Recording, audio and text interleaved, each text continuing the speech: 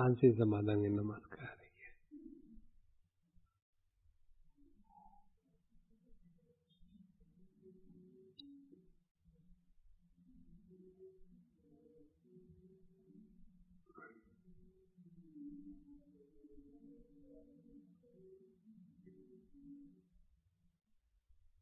बुद्धं शरणं गच्छामि धम्मं शरणं गच्छामि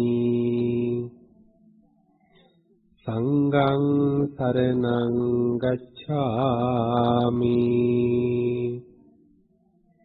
द्वितीयंपि बुद्धं शरणं गच्छामि द्वितीयंपि धम्मं शरणं गच्छामि द्वितीयंपि संघं शरणं गच्छामि तृतीयंपि बुद्धं शरणं गच्छामि तृतीयंपि धम्मं शरणं गच्छामि तृतीयंपि संघं शरणं गच्छामि पानातिपाता वीरमणि सिक्खापदं समादयामि अदिन्नादाना वीरमणि सिक्खापदं समादयामि कामेषु मिच्छाचारा वीरमणि सिक्खापदं समादयामि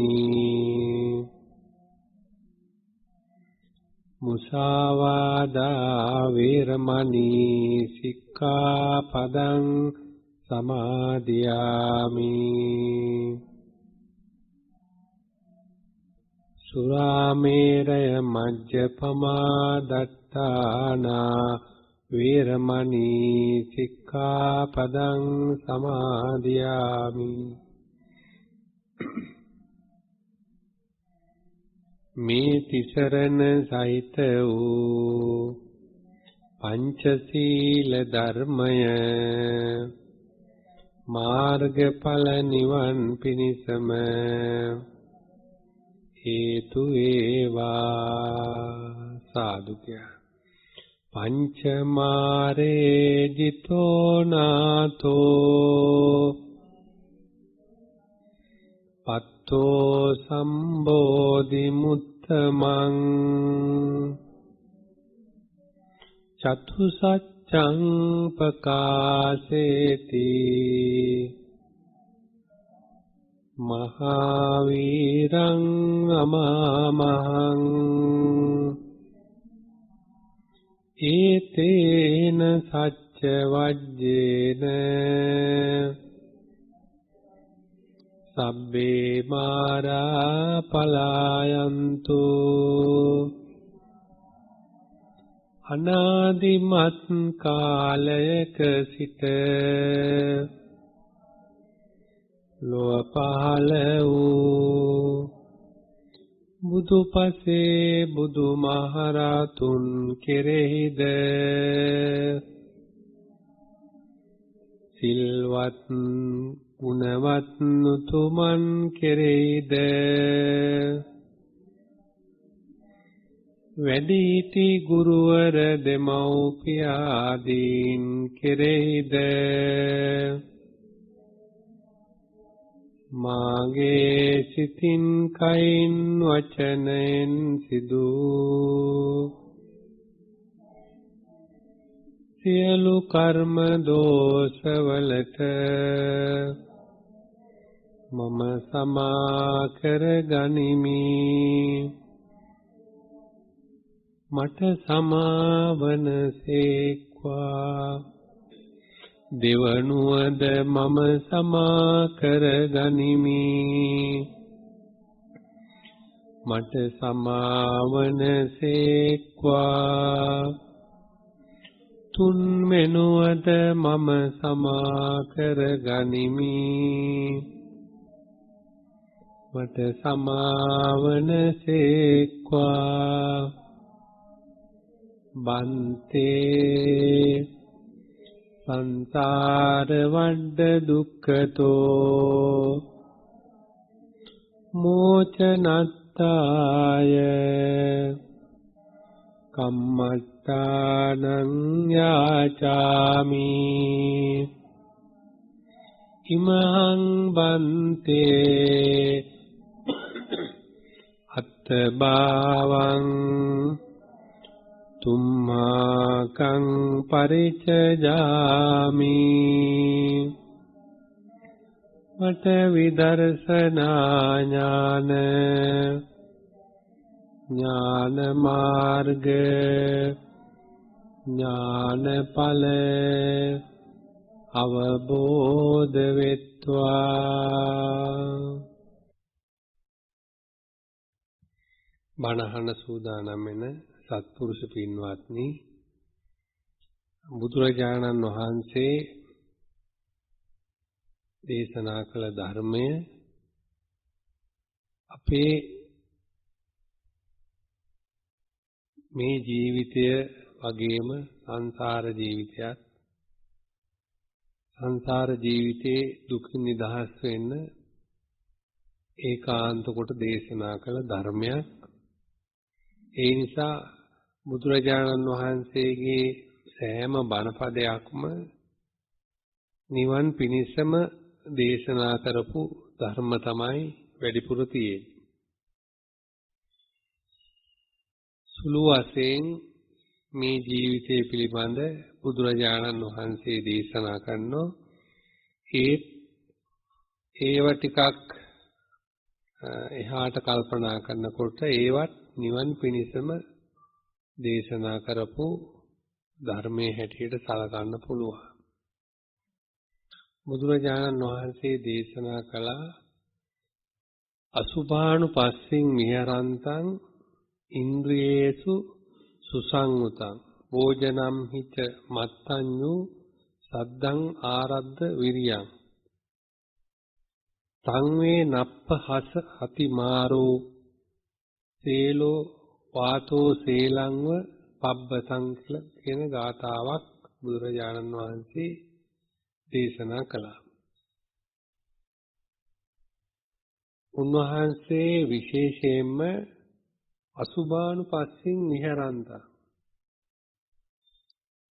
මේ ඇත්තන්ට දේශනා කළා විපල්ලාස හතරක් පිළිබඳ අනුශාසනා කරනකොට අසුභේ සුබන්ති විපල්ලාසං පජහති කියන එක. අසුභ දේවල් සුභ හැටියට ගන්න එපයි කියලා නිවන් දකින අය.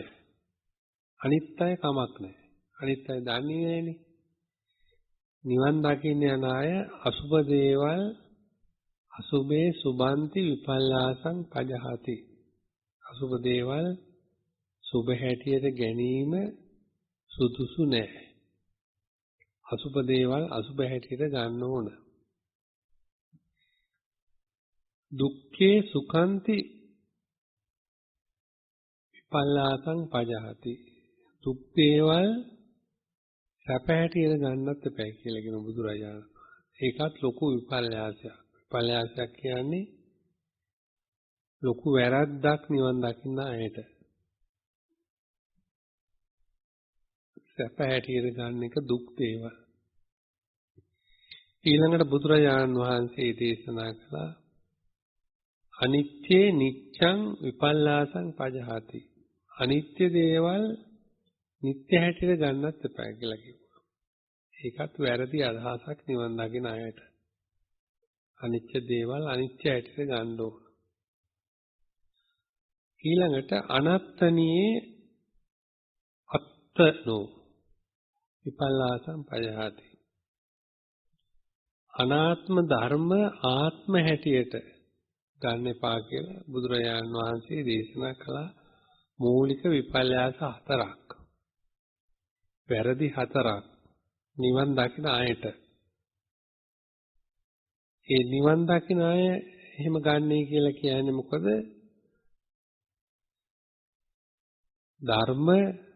ධර්මයන්ගේ ස්වභාවය අනුව නිරන්තර බලන්ට මෙනෙහි කරන්න පුරුදු වෙන්න ඕන නිවන් දකින අය. එහෙම නුනොත් අපි ඒකට විරුද්ධව ගියොත් අපිට කවදාවත් නිවන් දකින්න බෑ. ඒ නිසා අපි අසුබ දේවල් අසුබ හැටියට දකින්න ඕන.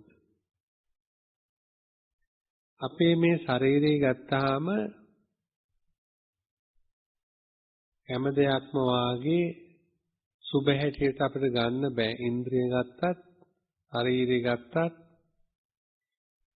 ශරීරය අභ්‍යන්තරය ගත්තත්, පිට ගත්තත් හැම දෙයක්ම සුබ දේවල් හැටියට ගන්න බෑ. හැම දෙයක්ම කිලුටු වෙන, වැగిරෙන, ගලන එක 24 පැයක් පිරිසුදු කර නැති වුණොත් අපිරිසුදු බවට පත් වෙන දේවල්. දවස් 2ක් 3ක් විතර ගත වෙනකොට Tamanට තමාම එපා වෙලා යනවා. අපිරිසුදු වෙනවා. Tamanට Tamanගේ ශරීරයේ කැමැත්තක් ඇති කරගෙන තියෙන්නේ අර නිතරම පිරිසුදු කිරීම නිසා. නැත්තම් මේක අසුබ දෙයක් හැටියට බුදුරජාණන් වහන්සේ දේශනා කළේ. ඉතින් මිනිස්සු නොයෙකුත් විදිහින් පිරිසුදු කරනවා. පිරිසුදු කරලා මේක ආරක්ෂා කරගන්න බලන තමන්ට තමන් එපා නොවෙන්න අනිත් අයට තමන් එපා නොවෙන්න තියෙන තත්යකට පත් කරගන්න පිරිසුදු කරගන්න උත්සාහ කරනවා. ඉතින් මේ පිරිසුදු නොකරොත් මේක වැగిරෙනවා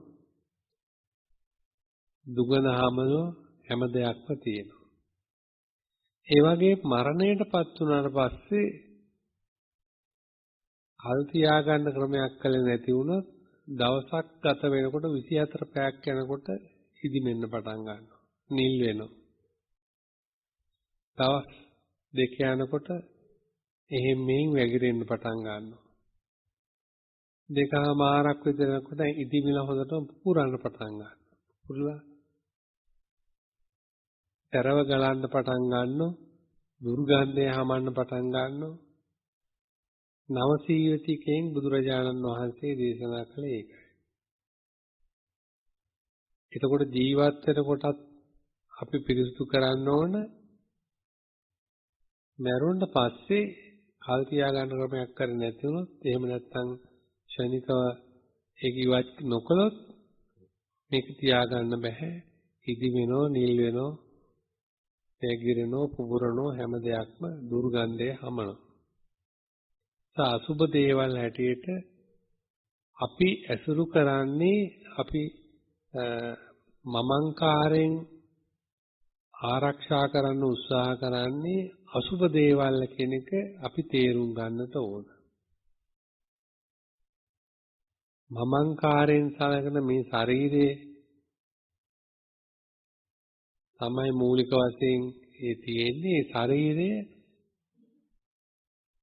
අසුබ දෙයක් හැටියට බුදුරජාණන් වහන්සේ දේශනා කළා. අසුබ විදියට යම් කිසි කෙනෙක්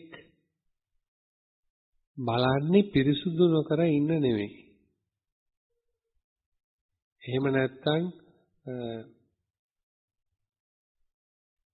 ඒ වයින්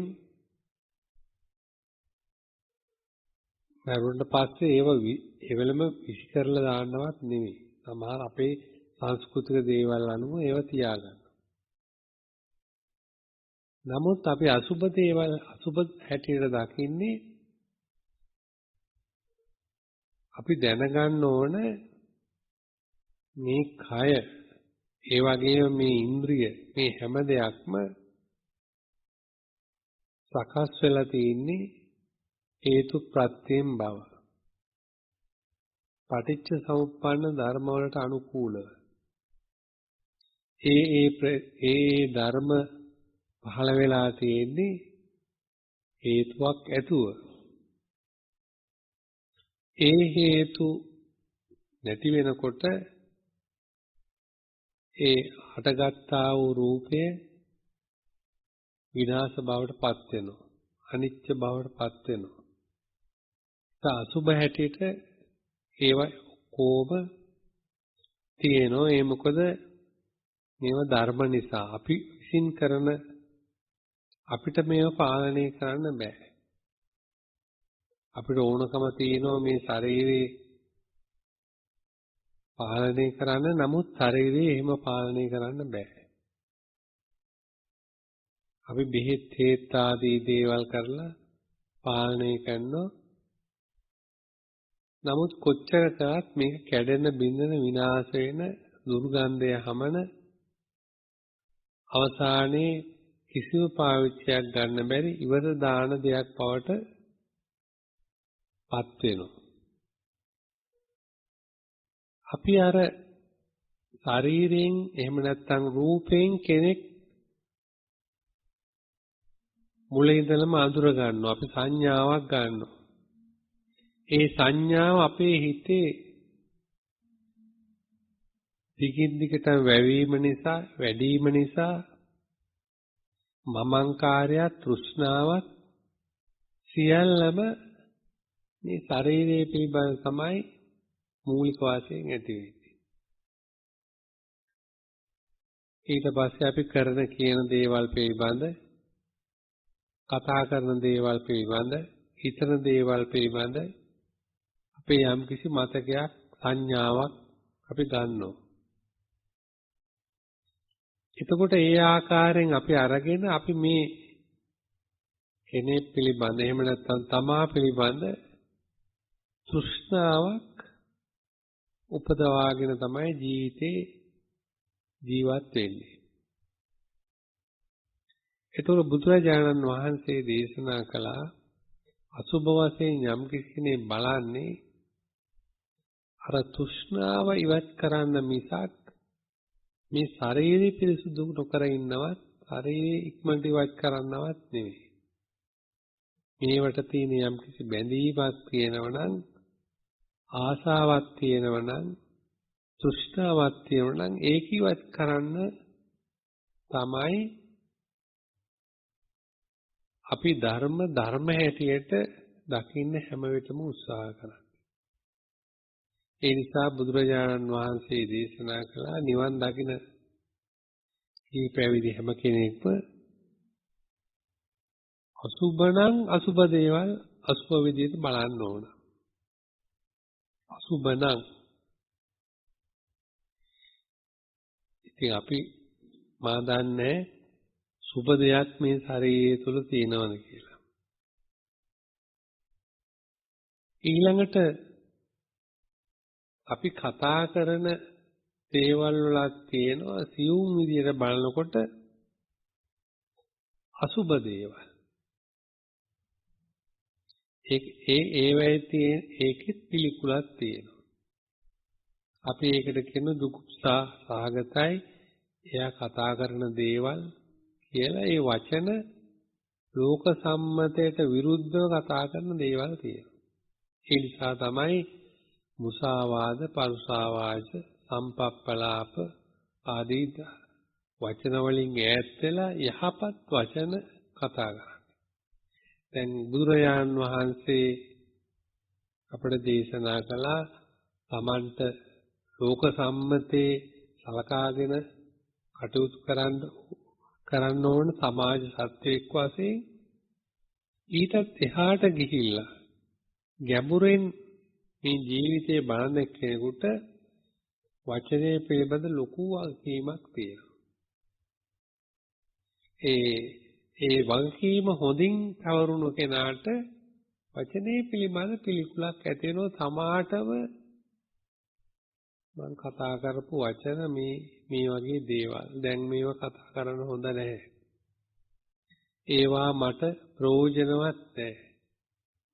මෙලෝ වශයෙන් පරලෝ වශයෙන් අහගෙන ඉන්න අයට කාටවත් ප්‍රයෝජනයක් නැහැ. ලොකු වෙලාවක් ගත කරලා තියෙනවා ඒක කතා කරන්න කියලා ඒ වචනේ පිළිබඳ පිළිකුලක් ඇති වෙනවා. එතකොට ඒක පේන දෙයක් නෙවෙයි. ඊළඟට ක්‍රියාවක් දිහා වුණත් එහෙමයි. පිළිකුලක් ඇති වෙනවා. සිතිවිලි දිහා වුණත් එහෙමයි. බලන්න පුරුදු වෙන්න ඕන. ඒ නිසා බුදුරජාණන් වහන්සේ අර විතර්ක පාලනය කරන්නේ කියලා. සිතිවිලි. කාම විතර්ක, ව්‍යාපාද ආදී විතර්ක පාලනය කරන්නේ කියලා කිව්වි. ඒ වාම හිතනවා නම් අයෝනිසෝ මනසිකාරයක් Tamanට පහළ වෙනවා. අයෝනිසෝ මනසිකාරය තියෙන එක්කෙනාගේ ඔක්කොම වරදිනවා. හැම දෙයක්ම වරදිනවා. වචනත් වරදිනවා, ක්‍රියාවත් වරදිනවා, සිතවිලිත් වරදිනවා. ඒ නිසා කයෙන් පටන් ගන්න එක්කෙනා, ඒ කියන්නේ බාහිර ලෝකෙන් පටන් ගන්න එක්කෙනා. බාහිර ලෝකය කියන්නේ ප්‍රකට ලෝකය. අපිට ප්‍රකට වෙනවන යම් කිසි ප්‍රමාණයක් අපි ඒකට බාහිරයි කියලා කියනවා. එතකනාසේ දිව ශරීරයේ අහුවෙන යම් දෙයක් තියෙනවා අපි බාහිරයි කියලා කියනවා. ආධ්‍යාත්මය කියන්නේ ඒකට අහුවෙන්නේ නමුත් අපි නුවණින් බලනකොට අපිට දැනෙනවා. අපි නුවණින් දැනනකොට කර්ම විපාක කියන එකත් හොඳයි. ලෝකයාට බය කරන එකත් හොඳයි. හැබැයි ඒකේ සීමාවක් තියෙනවා. ඒ සීමාවට එහා ගියපු සීමාවකින් තමයි ඥානවන්ත මිනිසයා කල්පනා. ලෝකයාට බයවත්, කර්මයට බයවත් නෙවෙයි. අපායනට බය නෙවෙයි වැඩේට. සංසාරේ කොච්චර දුක්ඛදායක එකක්ද? මේ සංසාරයෙන් මම නිදහස් වෙන්න ඕන. නිදහස් වෙලා හැම දෙයක්ම මම පිළිවෙලට සකස් කරන්න ඕන කියලා එයාගේ චේතනාවන් තියෙනවා. ඒක ලෝක සම්මතයේ ලෝකයාට බය කරන එකක් නෙවෙයි. ගිහියෙක් හරි පැවිද්දෙක්. ඊළඟට කර්ම විපාක කියන එක මේ සංසාරයට අයිති දෙයක්. ඒ කර්ම විපාකට බය නෙවෙයි මේ අපාය යනකොට ඒක නෙවෙයි කරන්නේ. ඊටත් එහා ගිහිපු ධර්මානුකූලව බැලීමෙන් තමයි කරන්නේ. ඒක ටිකක් ඥානවන්ත මිනිස්සු කරන දෙයක්. දැන් අපේ පුරාණ විහාරයක් ගත්තාම සිතුවම් කරලා තියෙන විහාරවල ඒක බොහොම හොඳයි. ඒ සිතුවම් දැකලා ඒ සිතුවම් වලින් කරන විස්තරය අනුව අපේ කර්ම විපාකේ අනේ මේ වගේ නේද කියලා හිතනවා. ඊළඟට අපි අම්මට තාත්තට ගුරුන්ට බය වැඩි නොකර ඉන්නවා. හැබැයි භාවනා කරනකොට ඒ sannivedana දෙකම නෙමෙයි අපිට එන්නේ. ඊට වඩා හාත්පසින්ම ගැඹුරු එකක්.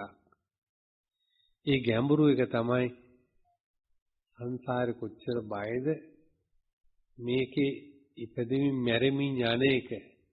මේකේ නිදහස් වෙන්න ඕන නම් මං හෘදයාංගම වෙන්න ඕන.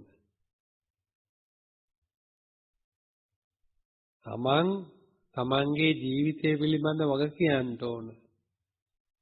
බුදුහාමුදුරෝ දේශනා කළේ තුම්මේහි කිච්ඡං ආතප්පං. තොප විසින් වග කියන්න ඕන, අවබෝධ කරගන්න ඕන. ඒක තව කෙනෙකුට කරන්න බෑ. ඒ නිසා එතෙන්ට එනවා අපි. එතෙන්ට ඇවිල්ලා අපේ ළඟ තියෙන්නේ ඒ ධර්මානුකූල ප්‍රතිපත්තියක්. ඒ ධර්මානුකූල ප්‍රතිපත්තිය පිහිටලා වැඩ කරන එක්කා විපල්ලාස ප්‍රතික්ෂේප කරනවා.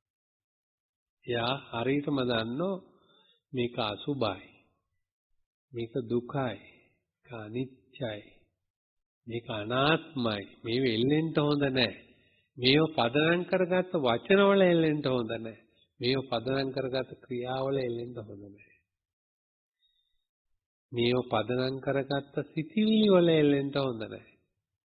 ඒක తాවකාලික බාහිර දෙයක්. සැපේ කියලා හිතන එක. සුභේ කියලා හිතන එක. නිත්‍යයි කියලා හිතන එක. ආත්මයි කියලා හිතන తాවකාලික දෙයක්. මිනිස්සු අර තමන්ගේ දුක නවත්ත ගන්න අර සුරාපානය කරන මිනිස්සයා වගේ.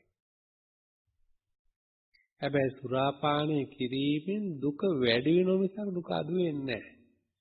එයා හිතනවා මගේ මව් මැරුණ, මගේ නෝන මැරුණ, මගේ දරුවෝ නැතුනේ තමයි හොඳට සුරාපානය කරන්න ඕන. දැන් එයා සුරාපානය කළා වැඩ කරනවා. తాවකාලික අරක වහනවා. හැබැයි ධර්මානුකූලව නෙවෙයි මුලාවෙන් වහනවා. මුලාවෙන් වැහුවාම සසර අපි කොච්චර මුලා වෙලා ඉන්නවද කියලා කල්පනා කරන්න ඕන. එතකොට මේ ලෝකේ ජීවත් වෙන අසුතවත් පුදුජනයා සුරාපානය කරපු එක්කෙනෙක් වගේ. ඇයි? අසුබදී සුබ හැටියට සලකනවා. ඒ නිසානේ මෙච්චර රණ්ඩු සරුවල් ඇති වෙන්නේ. ගහගන්නේ. අපිට මේව නවත්තන්න බෑ අසුබදී. ඒ වගේම දුක්ඛදායී සැපේ කියලා සලකනවා. ඒ විදිහට හිතලා තමයි අපි වැඩ කරගෙන යන්නේ. ඒ වැඩ කිරීම අපිට හරියන්නේ නැහැ. ඒක තියෙන්නේ කවදාවත් බණක් අහපු නැති, කවදාවත් සාසන ප්‍රතිපදාවක් නැති අසුතවත් පුදුජනයට. කවදාවත් බුදුහාමුදුරන්ගේ බණ අහපු නැති. කවදා හරි බණපදයක් අහපු කෙනෙක් එහෙම කළොත් ඒකේ පොඩි ප්‍රශ්නයක් තියෙනවා. එතකොට මෙයාට බණ ඇහිලාද? ඇහුණු බණ මෙයා තේරුම් ගත්තද? ඊළඟ තේරුම් ගත්ත බණ ප්‍රතිපත්ති වශයෙන් ඒක තමන් ළඟ තිබුණද? ඊළඟට ඒ ධර්මයේ කිමිදලා ධම්මානුසාරී කෙනෙක් බවට පත් වුණාද? අර ලෝක සම්මතයේ කර්ම විපාක ඉවත් කරපු ඊටත් එහා ගියපු ගැඹුරු අවබෝධයක් ඇති කෙනෙක් බවට පත් වෙලා ඉන්නවද? එහෙම ඉන්නව නම් හොඳයි. ඉන්නේ නැත්නම් එයාට අර කියපු රටාවට ධර්මය ඇවිල්ලා නැහැ. එහෙම ඇවිල්ලා නැත්නම් එක්කෝ අපි කල්පනා කරන්න ඕන එයාට මේ මතක තියාගන්නවා කියන එක. මේ මතක තියාගන්නවා කියන එක එක්තරා සීමාවක හොඳයි. එහාට ගියාම මතක තබා ගන්නෙ නැහැ. එහාට යනකොට තියෙන්නේ මතකේ නෙවෙයි අවබෝධය. අවබෝධයයි මතකයයි කියන්නේ දෙක. කෙනෙක් හිතනවා මතක තියා ගැනීමෙන් අවබෝධයට අනුව වැඩ කරනවා කියලා. ඒක වැරදි. අවබෝධය කියන්නේ ආලෝකය වගේ එකක්. ඒ ආලෝකය තියෙනවනම් ඕන පොතක්, ඕන තැනක්, ඕන කෙනෙක්, ඕන දෙයක්, ඕන සිදුවීමක් බලා ගන්න පුළුවන්. අර ටික ඔක්කොම එකතු වුණාට පස්සේ කියනවා අපි මතක තියාගත්තා කියලා. කෙනා සිදුවීම දෙය පුජ්‍යලය ඒ ඔක්කොම මතක තියාගන්න. ඒක මතක තියාගන්න. ඒක බොහොම ප්‍රාථමිකයි. දැන්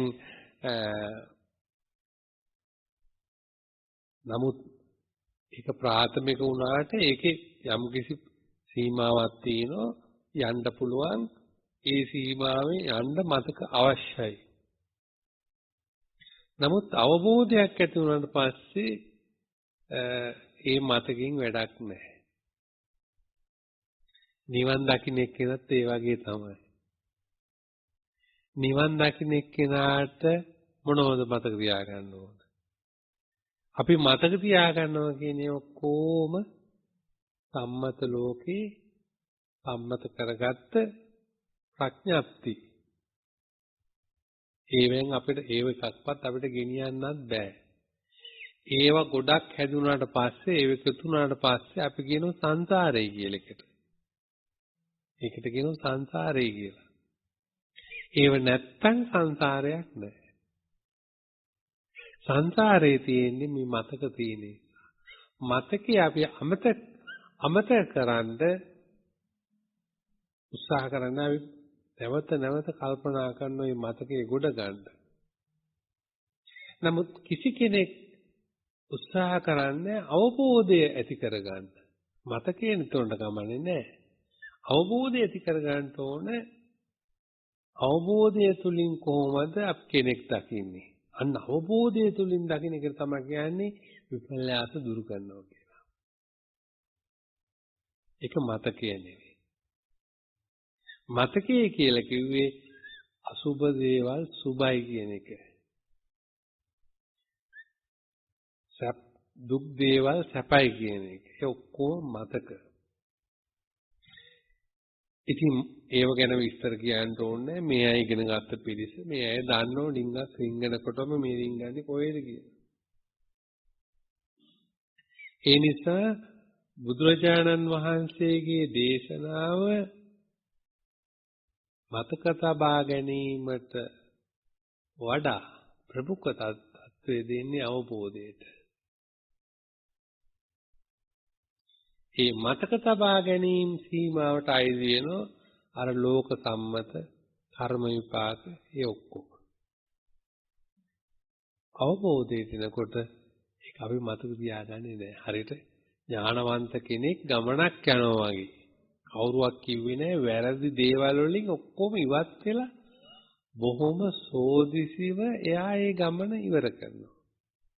මම මොහො පුංචි කාලේ අහපු සිද්ධියක් කිව්වේ. අවබෝධය නැති එක්කෙනාට මාර්ගයේ තියෙන අනතුරු කලින් අඟවන්න ඕන. සංසාරයත් ඒ වගේ. කලින් මතක් කරලා දෙන්න ඕන මේ දේවල් වෙයි කියලා. ඉතින් ඒවෙන් නිදහස් වෙනවා. හැබැයි යම් කිසි කෙනෙකුට නොකියන්න බැරි වුණොත් කියන්න බැරි විච්ච සිදුවීමක් තිබුණොත් ඒකේ වැටෙනවා. ඒ අමාරු වැටෙනවා. අවබෝධය කියන එක එතකොට 5-10ක් එහෙම ගණනින් විග්‍රහ කරන්න බෑ. ඒක ආලෝකයක් විතරයි. ඒ නිසා අවබෝධය කියන එක තමයි අපි මහන්සි ගන්න ඕන වයසට යනකොට. දැන් හුඟක් අය මම ඔය කතාව කිව්වේ හුඟක් අය මට පන්සලේදී කියන ගොඩක් සෙනග හම්බෙන ඉඳලා අනේ හාමුදුරනේ කොච්චර බණක්වත් මතක නෑ කියන. ඉතින් හරියට කියන දෙයක්. ඉතින් මට ඒකට ලේසියෙන් උත්තරයක් දෙන්න බෑ. ඒක තෝරලා දෙන්න ඕන. මොකටද ඔය මතක?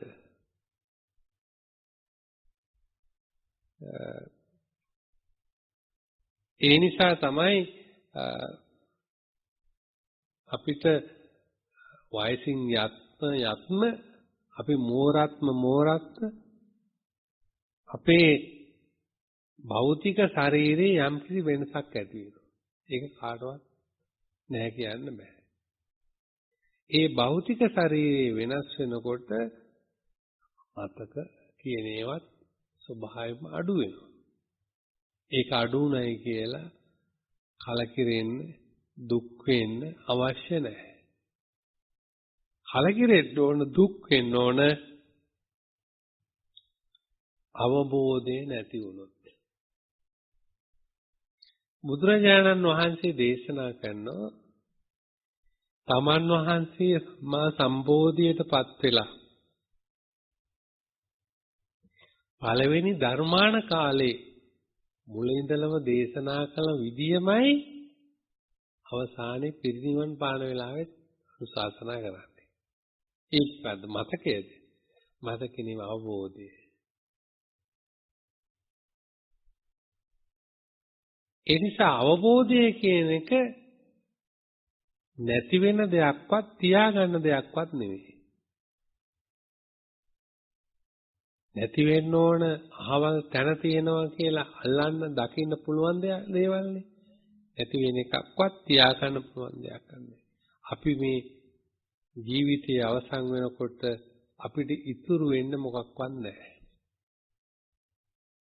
පිරිසුදු අවබෝධය. ඒ අවබෝධය ලැබීම තමයි නිර්වාණ ශාන්තිය කියලා අපේ සම්මා සම්බුදුරජාණන් වහන්සේ දේශනා කරන්නට යෙදුනේ. ඒ නිසා මේ අය පුරුදු වෙන්න ඕන විපල්ලාස දුරු කළා යථාර්ථයට ඇත්තට ටිකක් කිට්ටු වෙලා ඊට අනුව ලෝකේ දිහා ජීවිතේ දිහා බලන්න. එහෙම නුනොත් අර හැමදාම බණ කටපාඩම් කර කර හිටියොත් අපිත් ලෝක සම්මතේ මිනිස්සු ගානටම ගෙනෙනවා. ඊට එහා අපිට ගමනක් තියෙනවා මේ ධර්මයේ දන්න අය හැටියට. ධර්මයේ දැනගත්ත අය හැටියට අපිට ඊට එහාට ගමනක් යන්න පුළුවන්. ඉන්ද්‍රියේසු සුසංගත.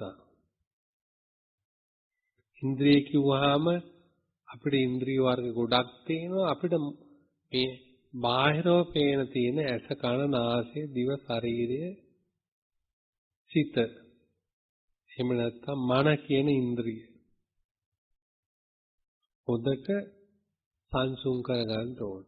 ඒ සංසුන් වෙනවා කියන එකේ අර්ථය මොකද්ද? එතන මේ පදේ දැම්මේ. අර විපල්ලාස දුරු කරෙක්ගෙන. ඉන්ද්‍රිය හතරන විදිය. විපල්ලාස බාහිර ගන්න එක්කෙනා සුභ හැටියට සැප හැටියට නිත්‍ය හැටියට ආත්ම හැටියට බාහිර ගන්න එක්කෙනාගේ ඉන්ද්‍රිය හසුරවන විදියත් ඒක බාහිර ගන්නේ නැති ඒක සම්මුතියක් විතරයි කියන අවබෝධය තුළ ඉඳගෙන ඉන්ද්‍රිය හසුරවන එක්කෙනා අතරයි ලොකු වෙනසක් තියෙනවා. අන්න ඒක ගැනයි කිවි බුදුහාම. ඉන්ද්‍රිය සුසංගත. ඉන්ද්‍රිය හොඳට ඉක්මවන්න ඕන. අපි ජීවත් වෙනකන් අපිට මේ ඉන්ද්‍රිය ඕනනේ. ඇස ඕන, කන ඕන, දිව ඕන, ශරීරය ඕන. එක ඉන්ද්‍රියක් දුබල වුණාම කොච්චර වෙහෙසට දුකට අපිපත් වෙනවද කියලා අපිටම තේරෙනවා. ඒ ඉන්ද්‍රිය ඕන අපිට ජීවත් වෙනකන්. හැබැයි ඉන්ද්‍රියෙන් අර බුදුරජාණන් වහන්සේ නොකරන්න කියපු දේවල් කරන්න බෑ.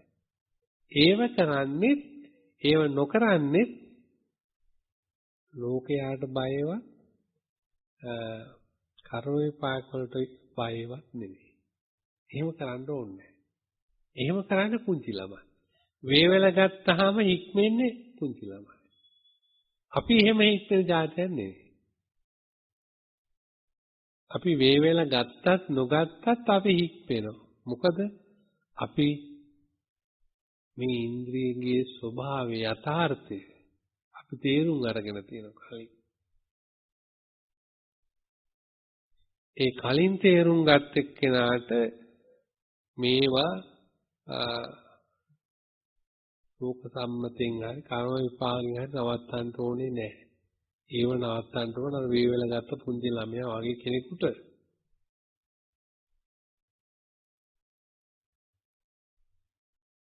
ඒ නිසා උන්වහන්සේ දේශනා කළා මේ ඉන්ද්‍රිය සංසුන් භාවය කියලා කිව්වේ අසුබදී අසුබ හැටියට දකින්න යාට හැකියාවක් තියෙන දුක් දේ දුක් හැටියට දකින්න තියෙන අනිච්ච දේ අනිච්ච හැටියට දකින්න තියෙන අවබෝධය මූලික වශයෙන්. එතන ඉඳගෙන මේ ඉන්ද්‍රිය හසුරවන නම් ඉන්ද්‍රිය වෙනස් වෙනවා. එතකොටම අපේ ඉන්ද්‍රිය සංසුන් වෙලා. ඒකින් කිව්වේ නැහැ අපි මේ නොදකින්නයි කියලා. නොයසුණයි කියලා කිව්වේ නැහැ. අස දැනුනේ නැහැ කියලා කිව්වේ නැහැ. ස්පර්ශය දැනුනේ නැහැ කියලා කිව්වේ නැහැ. සිතිවිලි නැගුණේ නැහැ කියලා කිව්වේ නැහැ. මේ කියන්නේ මොකද්ද? මේ කිව්වේ යථාර්ථයට පක්ෂ වෙන්න ඕනේ. ලෝක යථාර්ථයට පක්ෂ වෙන්න ඕන මේකට විරුද්ධව යනවා නම් හැමතිස්සෙම මොකද්ද වෙන සුරා පානය කරව මිනිස්සෙක් වගේ. එතකොට කරන්නේ මොකද්ද? පුළුවන් තරම් මේ ඇහැ කියන ඉන්ද්‍රිය, කන කියන ඉන්ද්‍රිය, දිව කියන ඉන්ද්‍රිය පිනවන්න උත්සාහ ගන්නවා. ඒක බොහොම ලපටි දෙයක්. ප්‍රීණනය එහෙම නැත්නම් වේදනාව, සුඛ වේදනාවක් ලබා ගන්න උත්සාහ කරනවා. නමුත් සුඛ වේදනාවට විරුද්ධ වෙන හැම දෙයකම අපි අපේ හිතේ තරහක්, ව්‍යාපාදයක් තියෙනවා. දැන් ඇස් පේන්නේ නැහැ, කන් ඇහෙන්නේ නැහැ, දිවට දැනෙන්නේ නැහැ, ශරීර ස්පර්ශ දැනෙන්නේ නැහැ, අනිකුත් ඉන්ද්‍රියන් දුබල වෙලා කියලා ලොකු තරහක් තියෙනවා. ඒක පෙන්වන්නේ නැහැ. ඒ තරහ යටින් එන්නේ මොකද්ද? මේවා හොඳට තිබුණා නම් කොච්චර හොඳද කියන අදහස. ඒ අදහස තුළ අර දුබල වෙච්ච, මාළු වෙච්ච, විනාශ වෙච්ච, නැති වෙච්ච ඉන්ද්‍රිය ගැන සංతాපයක් ඇති කරගන්නවා. ඇති කරගෙන ඒ ගැන ලොකු වෙහසක්, උත්සාහයක් දරනවා. මේක පුළුවන් ද කුඩ ගන්න. වෙහසක්. ඒ කුඩ ගැනීම සිටිවිලි වල වෙහස කොච්චරද කියනවා නම් ඒවා සංස්කාර බවට පත් වෙනවා. මොකද මේ චේතනා සුදුසු දේවල් නොවන නිසා, ධර්මයට විරුද්ධ නිසා ඒවා තේර්ම සංස්කාර බවට එකතු කිරීම බවට පත් වෙනවා. ඉතින් අපි ඉන්ද්‍රිය හැමතිස්සෙම ඇසුරු කරේ අර අවබෝධය ලබා ගන්න නෙමෙයි. අපි මේ ඇසුරු කරේ සුඛ වේදනා සැප විඳින්න. ඒකට කියනවා අපි ලෞකික සැප.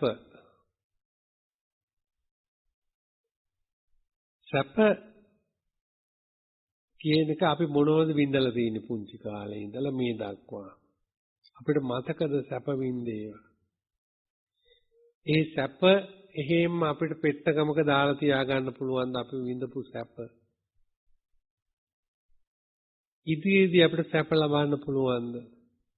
සැපේ කියන්නේ මොනවටද? අපි ප්‍රශ්න කරනවා. තමාගේම ප්‍රශ්න කරනකොට බුදුරජාණන් වහන්සේ දේශනා කළා මේ සැප වේදනා රාගය අනුශය කරගෙන තියෙනවා, දුක්ඛ වේදනා අටිගය අනුශය කරගෙන තියෙනවා, අදුක්ඛම සුඛ වේදනා වෛද්‍යාව අනුශය කරගෙන පවතිනවා වහණෙනි.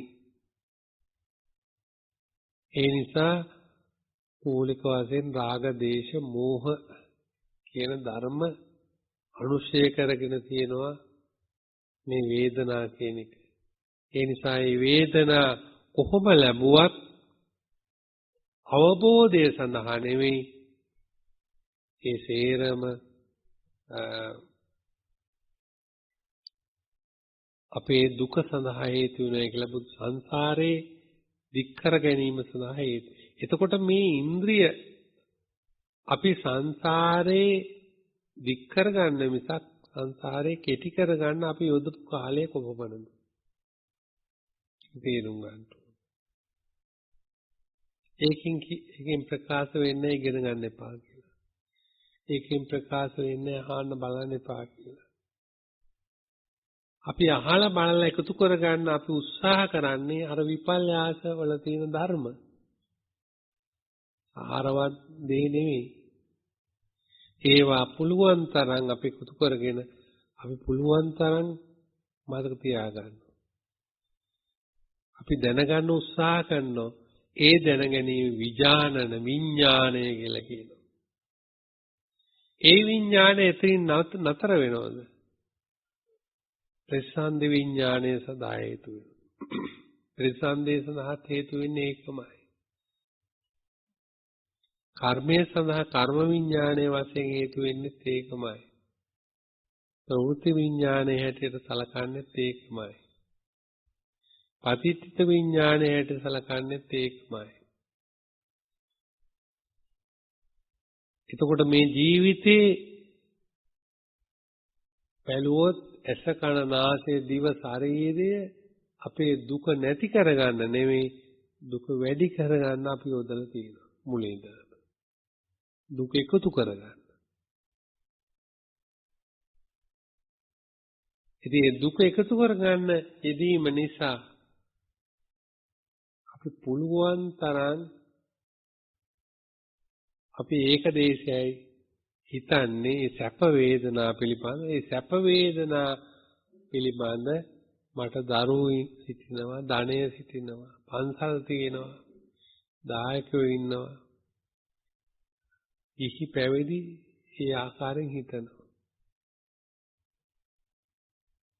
සලකයි මෙහෙම කරයි එහෙම වෙයි කොච්චර ධනයක් මට තියෙනවද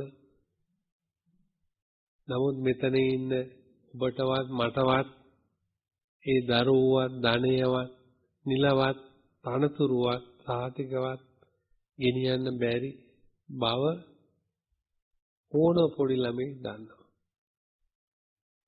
යම් විදියකින් බුදුරජාණන් වහන්සේ මේක ගෙනියන්න පුළුවන් කියලා නිකන් ආයේ අඟවල තිබුණා.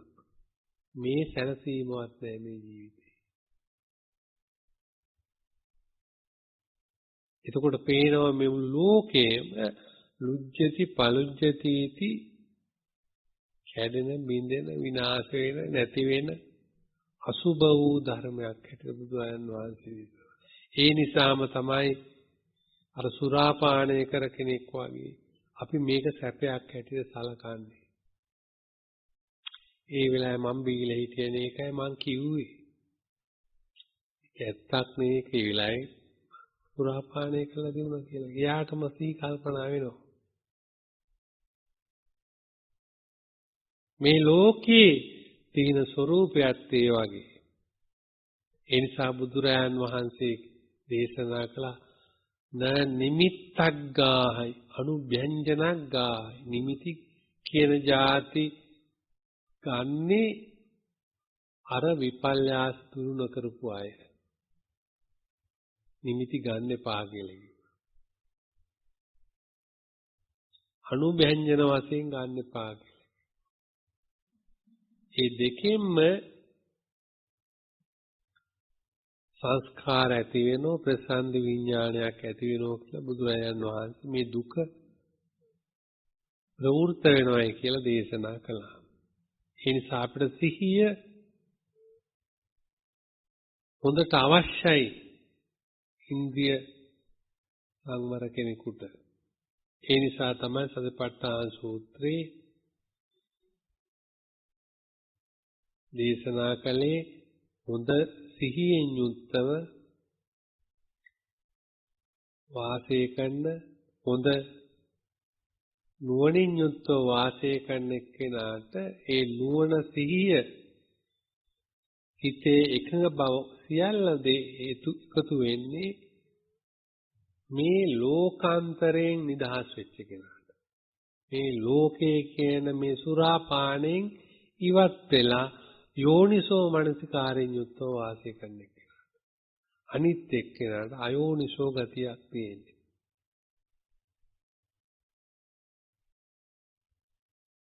ඒ නිසා උන්වහන්සේ පෙන්වුවා නිමිති අනුව්‍යංජන ගන්න එපා. විපල්යාස දුරු කරගෙන බොහොම නිදහස්. ඊළඟට අවිද්‍යා දෝමනස්ස දෙකට වැටෙන්න එපා. සතිපට්ඨානේ දේශනා කළා. ඒ අවිද්‍යා දෝමනස්ස දෙකට වැටෙන්න එපා. ඒක මම තමුන්නාන්සේලාට ප්‍රකාශ කරලා තියෙනවා දුකේ කියලා බුදුරජාණන් වහන්සේ. බුදුරජාණන් වහන්සේ දුකේ කියලා දේශනා කරනවා. ඒ නිසා ඒවා සියල්ලක්ම දුරු කර කෙනෙකුට තමයි පුළුවන්කමක් තියෙන්නේ. අත්ති කායෝතිවා 50 පච්චුපට්ඨිතා හෝති ඥානමත්තාය පතිස්තමත්තාය අනිශ්චිතෝච විහෙරති තචකින්චි ලෝකේ උපාදීයති. කිසි තැනක ඇලිලා නෑ යා. එහෙන් ඇලෙන්න යාට කියලා දෙයක් නැහැ. මොකද එයා විපල්ලාස දුරු කරලා ඉන්නවා. ඒට ඇලෙන්නේ කියලා දෙයක් නැහැ. නම තියෙන්න ඕනේ කියලා නැහැ. නම කියවන්න ඕනේ කියලා නැහැ. ඒ මොනවත් දෙයක් නැහැ. එයා ලෝක සම්මතයට නෙමෙයි බය. එයා කර්ම විපාකයට නෙමෙයි බය. මේ සංසාරේ ගැඹුරින් එයා අවබෝධ කරගෙන ඉන්නවා. එතකොට එතන නීතියක් තියෙනවද? එතන තියෙන්නේ ආලෝකයක්. නිදහසක්. ඒ නිදහස පොදුවේ ආපු දෙයක්ද? නෑ පොදුවේ ආපු දෙයක් නෙවෙයි. තම තමා විසින් අවබෝධ කරගත්තා වූ දෙයක්. ඒ තම තමා විසින් අවබෝධ කරගත්තා වූ අවබෝධය ඒ සැනසීම ලබන. එතකොට ඒක විස්තර කරන්නයි කියලා කිව්වොත් කෙනෙකුට ඒකට වචන ගන්න වෙන්නේ මේ ප්‍රඥප්ති ලෝකේ. ප්‍රඥප්ති ලෝකෙන් වචන ගත්තාම වචන දෙක මතක තියාගන්න කටපාඩම් කරගන්න සිදුවීම් මත තියාගන්න අවබෝධය නැතුව. ආයිතර අපි වැටුණ කොහාටද ආලෝකය ගැනයි කිව්වේ. නමුත් අඳුර අල්ලගත්තා.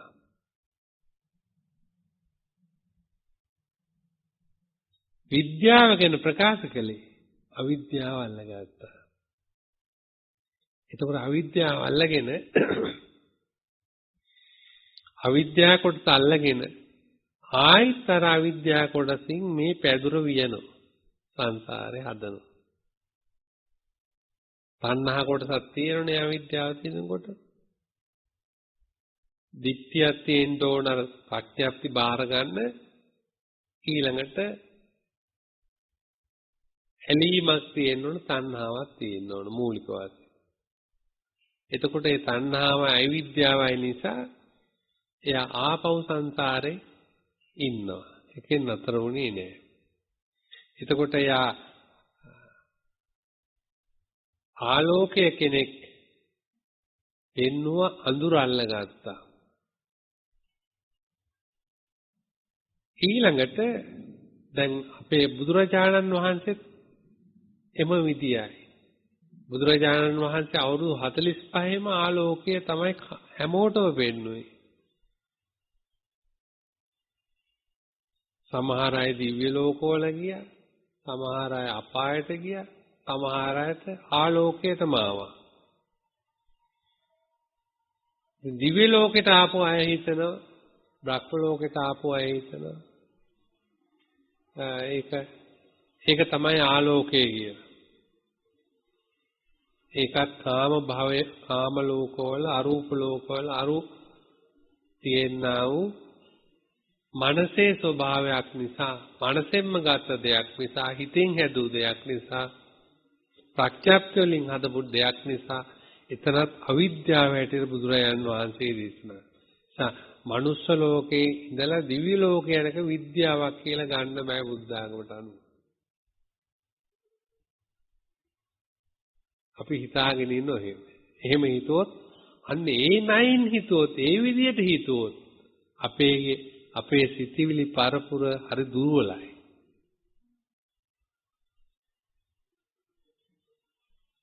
අපිට හිතන්න ඕන නිතරම පින්වත්නි මේ අවිද්‍යා තණ්හා දෙක දුරු වෙච්ච තැනක්.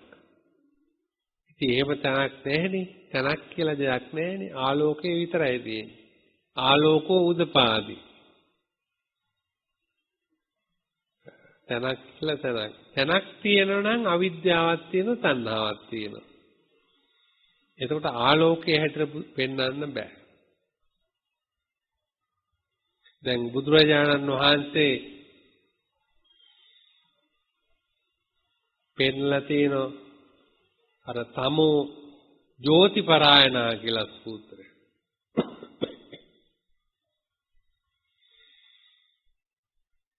අපි ඇත්ත වශයෙන්ම දැන් කුඩා කාලේ ගත්තාම කුඩා කාලේ කිසියම් ආලෝකයක හිටියා. අපි දන්නේ නැහැ. ආලෝකයේ ඉන්න අපිට අඳුරට ආපු පිරිසක් තමයි අපිට ආලෝකය කියලා පෙන්වුවේ.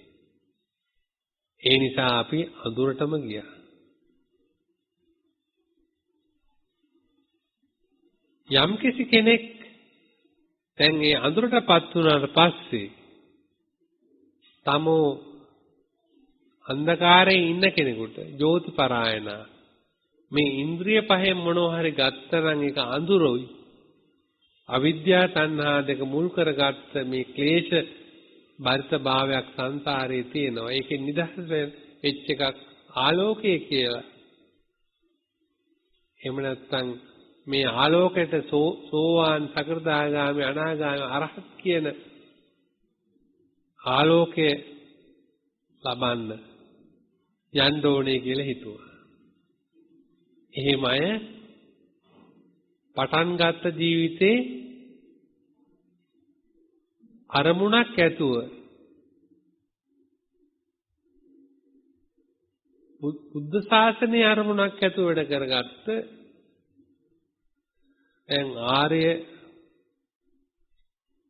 අට්ඨපුරුෂ පුද්ගලා ඒස භගවතෝ ශාවක සංඝෝ කියලා කියනවා. පටිපන්නනේ කියන්නේ මාර්ගයේ නෙවෙයි සූත්‍රවලදී. අටුවාචාරින් වහන්සේ තමයි මාර්ගස්ත පලස්ත කියන්නේ. එහෙම වචනයක් නැහැ. ඒක මම බණක් කියලා තියෙනවා මේ. සූත්‍රවල පිරිසුදු සූත්‍රවල තියෙන්නේ පටිපන්න කියනවා. සෝතාපන්න පටිපන්න පලස්ත. සකු르දාගාමි පටිපන්න පලස්ත.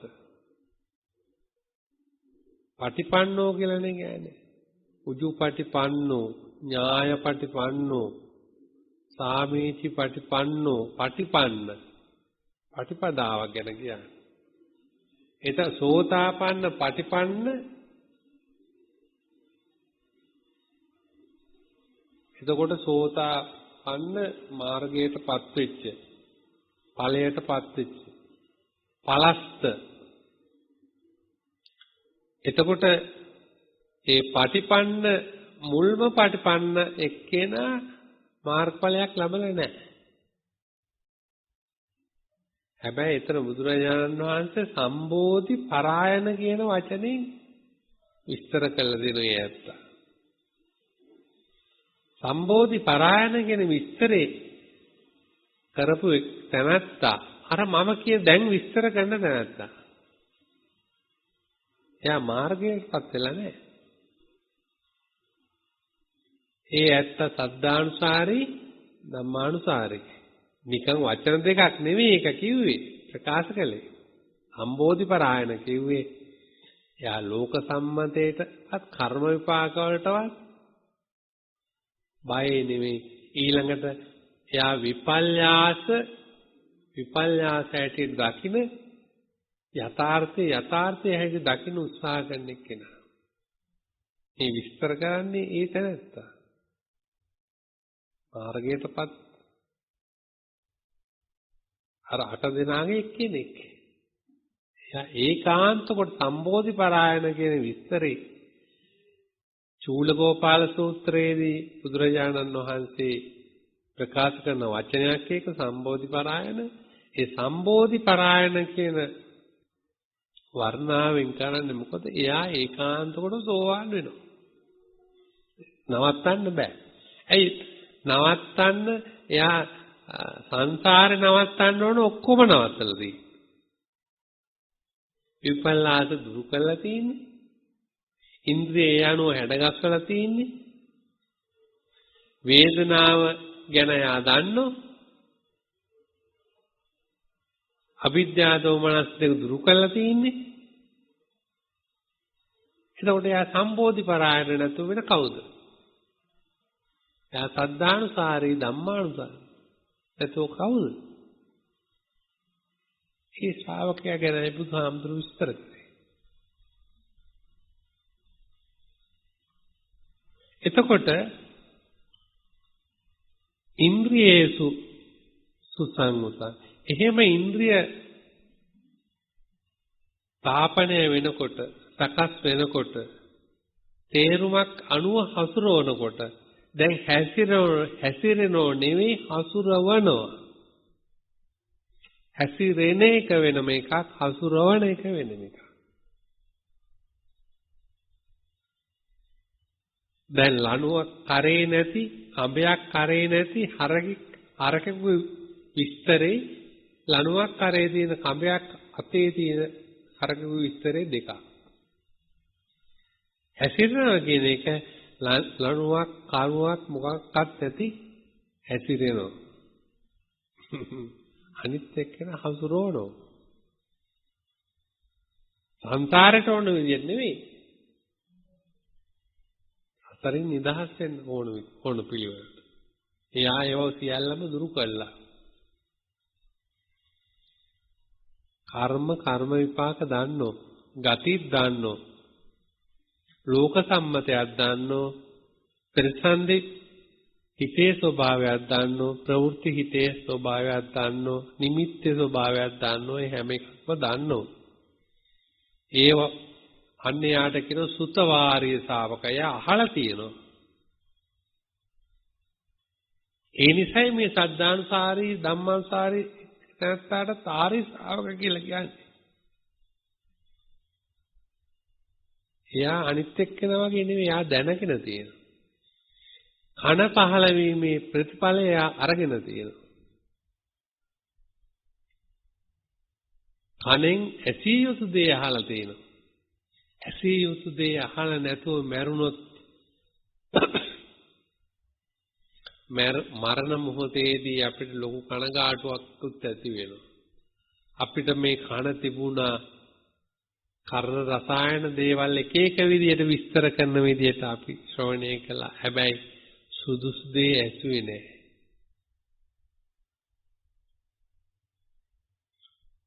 මේ ඇහෙන් සුදුසු දේ බැලුවේ නැහැ. අනිකුත් ඉන්ද්‍රියුත් එහෙමයි.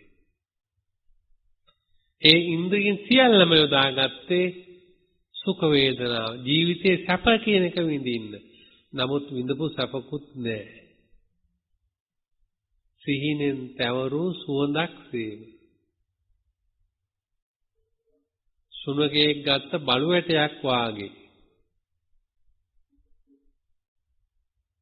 මස්සදැල්ලක් අහසේ අරගෙන යන ලීනි අනිකුත් ලීනින් පොරබදනවා වගේ මස්සදැල්ල උදුර ගන්න. අපිත් පොර බැදුවා මේකට. අපිත් ඒ උදුරගෙන ඒ ඇටේ අංගගෙන හිටියා. අපිත් අර කියපු විදිහට හැම දෙයක්ම කරන්න ඕන, හැම දෙයක්ම කළා. මොකද්ද? ඇස කන නාසය දිව ශරීරය පිනවන්න. නමුත් පිනුනේ නැහැ. එහෙම පිනුණා නම් අපි තෘප්තිමත් වෙනවා. අපි අතෘප්ති කරයි.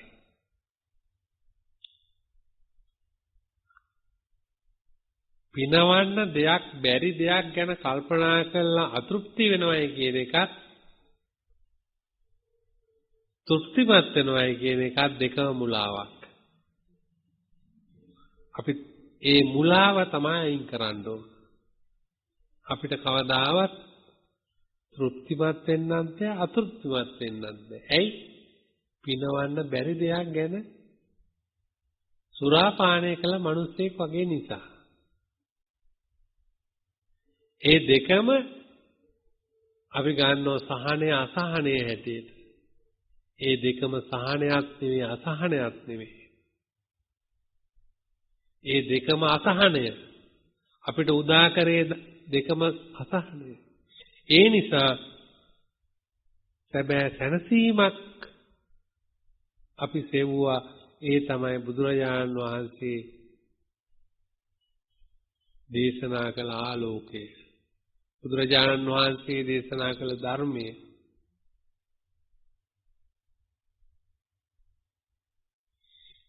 ඉන්ද්‍රිය ඒ විදියට තාපනය වෙනකොට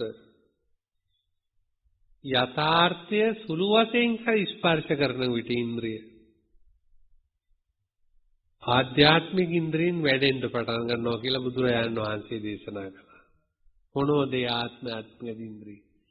සද්දා ඉන්ද්‍රිය. අන්න එතකොට තමයි සද්දාව පහළ වෙන්නේ. නැත්තම් ශ්‍රද්ධාව නෙවෙයි. නැත්තම් ඒ ශ්‍රද්ධාවට අපි කියනවා අමූලකා ශ්‍රද්ධා. ඒ වෙලාවල් වලට අපි පැහැදෙනවා. හැබැයි ඒවා හේතු යුක්ති බලන්න බෑ. අපි පැහැදලා තින්නේ එක්කෝ ඒ ක්‍රියාව තුළ, එහෙම නැත්නම් හඬ තුළ, ඒ පුජ්‍යලය තුළ, ඒ ස්වરૂපය තුළ, ඒ හැඩතල අනුව, යථාර්ථය අනුව අපි පැහැදිලා නැහැ. අන්න යථාර්ථය අනුව පැහැදීම තමයි ආකාරවති. අපි මේ දැන් පැහැදිලා ඉන්නේ ලෝක සම්මතේ කර්ම විපාක ඒව නෙවෙයි. අපි මේ යථාර්ථය පසක් කරලා තියෙනවා. යථාර්ථය ස්පර්ශ කරමින් වාසය කරනවා. ඒ නිසා අපි එතෙන්ට පැහැදෙනවා. ඒක වෙනස් වෙන්නේ නැහැ. ඒක කාටවත් වෙනස් කරන්න පුළුවන් දෙයක් නෙවෙයි ආලෝකය කියන එක. අනිත් අයගේ ඒවා වෙනස් කරන්න පුළුවන්. බඩුමල්ලට පැහැදෙනවා. බඩුමල්ල ඊළඟ එක්කෙනා දර ඊට වඩා ලොකු නම් එයාට පැහැදෙනවා. එයා සල්ලිත් දෙනවා නම් එයාට පැහැදෙනවා. කොච්චර ලොකු වුණා. බලන්න අපේ මනස හැදෙන හැටි, අපේ මනස හැදෙන හැටි. නමුත් අපි යථාර්ථයට පැහැදුනාද? හැබෑවට පැහැදුනාද? නෑ, පැහැදුනේ නෑ. අපිට තේරුනේ නෑ. අවබෝධ වුණේ නෑ. ඒ නිසා සද්ධා ඉන්ද්‍රිය හැබෑවට පහළ වෙනවා. පහළ කරගන්නව නෙවෙයි, පහළ වෙනවා. ඊළඟට වීර්ය ඉන්ද්‍රිය. මේකෙන් ඉක්මනට වීර්ය කළා. ඔරුවේ ප්‍රමාණයවත්, ඔරුවේ හැඩතලවත්, ඔරුවේ වටිනකමවත් නෙවෙයි බලන්නේ. ඊතර වෙන්න දැන් මේක උදව් වෙන එච්චරයි. එච්චරයි බලන්න. වීර්ය අනේ වගේ එකක්. වීර්ය නැති එක්කෙනා ඔරුව හදපු අමුද්‍රව්‍ය බලනවා. රන්මය, රිදීමය, වටිනා දැවමය ඒවා බලනවා. හැඩතල බලනවා.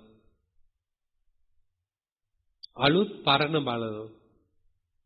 නෑ, බුදුරජාණන් වහන්සේ මොකක්වත් කියන්නේ නෑ. වීර්යවන්ත මිනිහෙක් දෙගුඩ තලායන ගම් ඉවුරකට ඇවිල්ලා කොලාසු දඬු ටිකක් කපා කඩාගෙන තමන් හදාගන්න මේ ඊතර වෙන්න විතරක්. කරේ තියාගෙන යන්න නෙමෙයි හදන්නේ ඒක. ඒ ඕන ඊතර වෙන්න විතරයි. නිතරනාත්තාය නෝගහනත්තාය. ඊතර වෙන්න විතරයි ඕන. කරේ තියාගෙන යන්න ඕන නැහැ. අපේ මේ සියල්ල බැලුවොත් අපි කරේ තියාගෙන යන සංකල්පය අපි ළඟ ලොකු වෙලා තියෙනවා. අනිත් අපේ ඊතර වීමේ සංකල්පය නැති වෙලා තියෙනවා, කුඩා වෙලා තියෙනවා. ඒ තාක්කල් තමන්ගේ මනසේ ලොකු අරගලයක් තියෙනවා, සමාජයේ අරගලයක් තියෙනවා. අපි ඒකට බේරෙන්න වචනෙකුත් හදාගෙන තියෙනවා. මේ සමාජ කරන දේවල් අපි නොකර හිටියොත් අපි කොම් වෙනවා. දැන් මැද වෙලාද සමාජ කරන දේවල් කරලා නේ? එහෙම වෙලා නැහැ. අන්තිමට සෝවැඩ සංගරාව කියන්නේ අඬ ඕන්නම් සෝවැඩ ළඟට ඊට පස්සේ ඔක්කොම යනවා. එතකොට හුදකලා වෙනවා. අපේ තථාගත බුදුරජාණන් වහන්සේ දේශනා කළෙත් ඒකමයි. කොන්වීම, මැදවීම, මුලවීම කියන සංකල්පන අපි හදාගත්ත දේවල්. අපේ මනසේ තියෙන දේවල්. නමුත් යථාර්ථය කියන එක මනසේ තියෙන එකක් නෙවෙයි. යථාර්ථය තියෙනවා. පෙන්වන්න බෑ කෙනෙකු. ඉස්සලා පෙන්වන්න බෑ. එයාට ඒ පෞරුෂය නැහැ. ඒක ගන්න ශක්තිය නැහැ. අපි ශක්තිය හැදුවේ හැම විටම ඒ යථාර්ථය ගන්න නෙවෙයි. මේ ලෝක සම්මතය ගන්නම අපි ශක්තිය හැදුවේ. ඒ නිසා වීර්ය ඉන්ද්‍රිය දැන් අර තැනත්තාට සද්ධානුසාරී ධම්මානුසාරී තැනත්තාට වීර්ය ඉන්ද්‍රිය වැඩෙනවා. හොඳට. ගන්නෝනේ වැඩෙනවා. මේකෙන් නිදහස් වෙන්න ඕනේ කියලා. සති ඉන්ද්‍රිය වැඩෙනවා. සති ඉන්ද්‍රිය දැන් ඒක වැඩෙන්න ඕන දේවල් මොනවද කියලා මුලින් කියවුණා.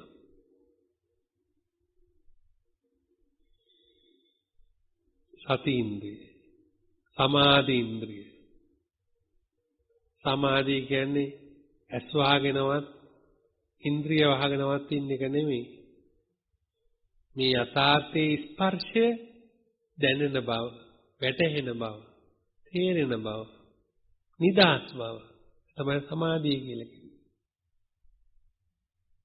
ඇස් වහගෙන මොන විදියෙන් හිටියත් අපි ඉන්නේ තාමත් අර ඉන්ද්‍රිය ලෝකේ නම් ඒ සමාධිය නෙවෙයි. සමාධිය කියන්නේ යථාර්ථය ස්පර්ශ කරන ස්වභාවය. බුද්ධ ආදී උත්තමයන් වහන්සේලා අරහත් ඵල සමාධිය ලබා ගත්තා. ලැබුවා. උන්වහන්සේලා ස්පර්ශය කළා. ඒ ස්පර්ශය ලැබුණු උන්වහන්සේලා පැතුනේ මොකටද? මේ ධර්මයේ පිළිබඳ අවබෝධයේ වැටහීම තුල සහ සමාජයේ මේ හැසිරෙන විදිය උන්වහන්සේට ධර්ම සංවේගයක් පහළ වුණා. දැන් බුදුරජාණන් වහන්සේ පිරිනුවන් පෑ වෙලාවේ මහරහතුන් වහන්සේලා ධර්ම සංවේගයක් පහළ කළා. පුදුජනයෝ වැළපෙනවා.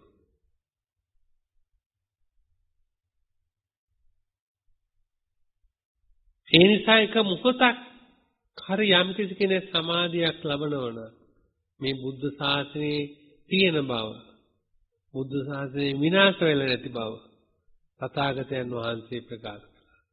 ඒ කිව්වේ මේ ඇහෙන් කනෙන් නාසයෙන් දිවෙන් ශරීරයෙන් මනෙන් ගත තැනක ඉඳීමක් ගැන නෙවෙයි. ඉතා සියුම්, ඉතා ගැඹුරුයි. අපි ඒ தත්ත්වයට එන්නේ කොහොමද? ඒ සමාධිය ලබන්නේ කොහොමද?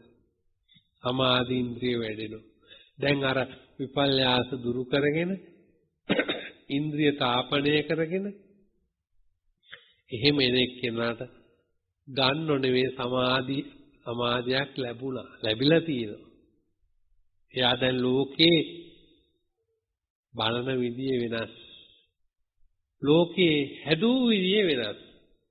හදලා බලන විදියත් නොහදා ලෝකේ යථාර්ථයේ බලන විදියත් විදි දෙකක්. එහෙනම් අපි හදලා බලනවද නොහදා බලනවද?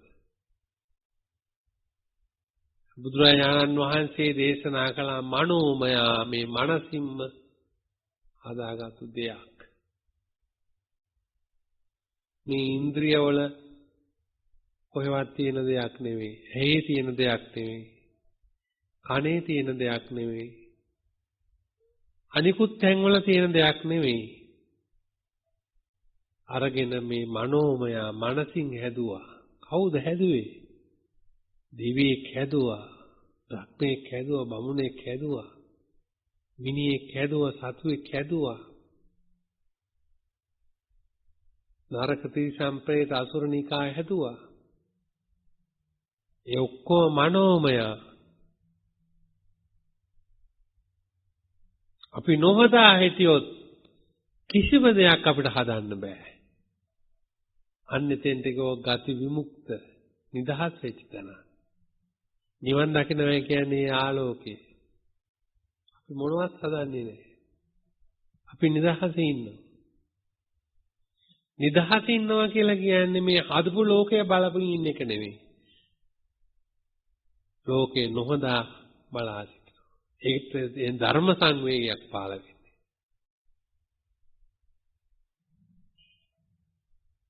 මේ ධර්මවල හේතුප්‍රත්‍ය න්‍යාය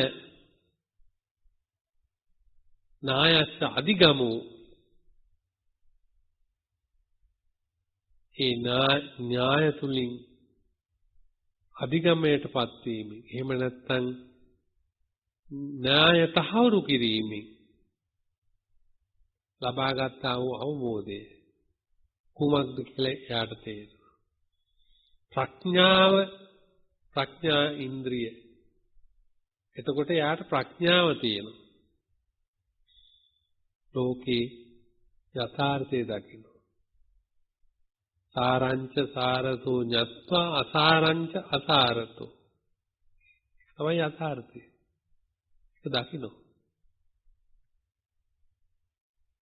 ඒ දකින්න එක්කෙනා එයා ප්‍රඥාවන්තේ ඒ ප්‍රඥාවන්තයා මතක තියාගත්ත කිසිම දෙයක් නැහැ. කරේ තියාගත්ත කිසිම දෙයක් නැහැ. ඇලිච්ච කිසිම තැනක් නැහැ. ආලෝකයක් විතරක් තියෙනවා.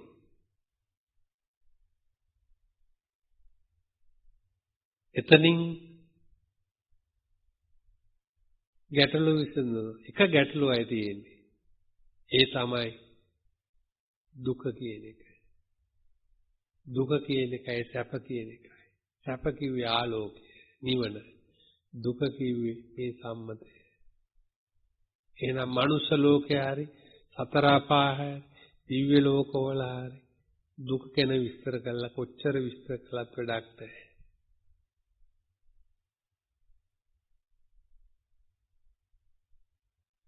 ප්‍රාර්ථනා නොකළ යුතුය. එහෙත් ලැබෙනවා නම් බාර ගත යුතු නෙමෙයි බාර ගන්න වෙනෝනේ ලැබෙනවනේ.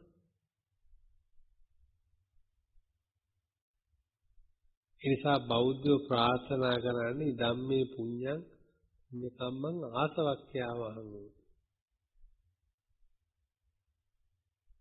ඉමිනා පුඤ්ඤ කම්මේන මාමේ බාල සමාගම.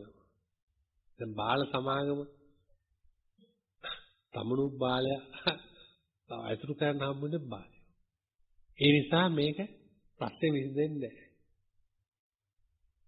ප්‍රශ්නේ විසඳන්න ඕන නම්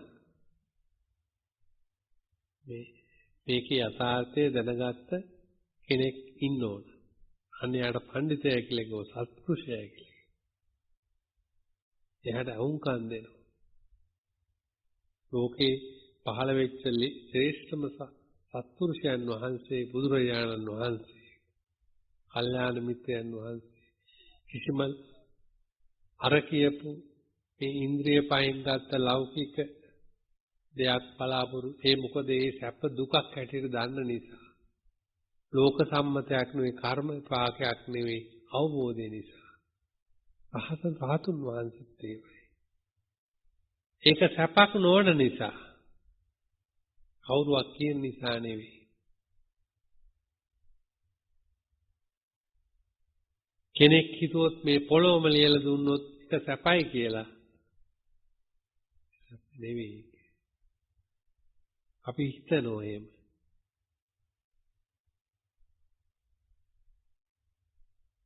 අපිට හිතන්න පුරුදු කරලා තියෙනවා එහෙම.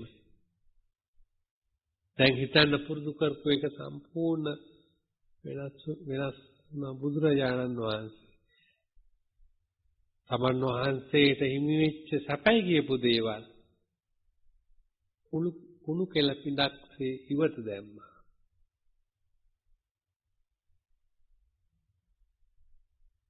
මිනිස්සු දුකයි කියෝ දේ වැළඳ ගන්න ගියා. ඒ දෙකම ඇසුරු කළා. හැබැයි හැපේ හොයාගත්තා. සැපේ හොයාගත්තා. හැබැයි ආලෝකයේ සොයාගත්තා.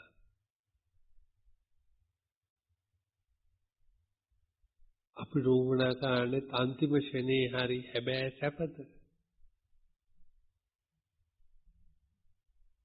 වෙන වෙනම බුදුරජාණන් වහන්සේ දේශනා කරන්නේ නැහැ. ඒ අයගේ දෘෂ්ටිය හෝ මතය හෝ අදහස හෝ තහවුරු වෙන විදිහ කතා කළා එය සතුටු කරන්න. යථාර්ථය එලිකිරීමෙන් යම් කිසි අන්න ඇති වෙනෝ පාමුජ්ජ ප්‍රීති කියන ඒවා. පාමුජ්ජ යා ප්‍රමුදිතේ බවට පත් වෙනවා. ප්‍රීතියට පත් වෙනවා. ඒ ප්‍රීතිය අසීමිතයි. ඒ සැනසීම අසීමිතයි. එතකොට එක පැත්තකින් ප්‍රකට ඉන්ද්‍රීන් ප්‍රකට ලෝකේ, ඒ කියන්නේ බාහිර ලෝකේ හැසුරු කිරීම ලෝභ දේශ පදනම් කරගෙන ඒක නතර වෙනවා වගේම අර විපල්යාස දුරු කළා ඒ ඉන්ද්‍රිය තාපණයට පත් වෙනවා වගේම යථාර්ථ මට්ටමේ ඇසුරු කරනවා වගේම ආධ්‍යාත්මික ඉන්ද්‍රී පහල කරනවා. බල කරලා ගන්න බෑ ඒවා. ඒක බලෙන් ගන්න බෑ. ඒක ලැබෙන විදියක් තියෙනවා. ඒ තියෙන විදිය විතරයි පටිපදාව කියලා කිව්වේ. ඒ පටිපදාවේ අපි හරියට මේ කාලය ගෙවනකොට ඒවා සිදු වෙනවා.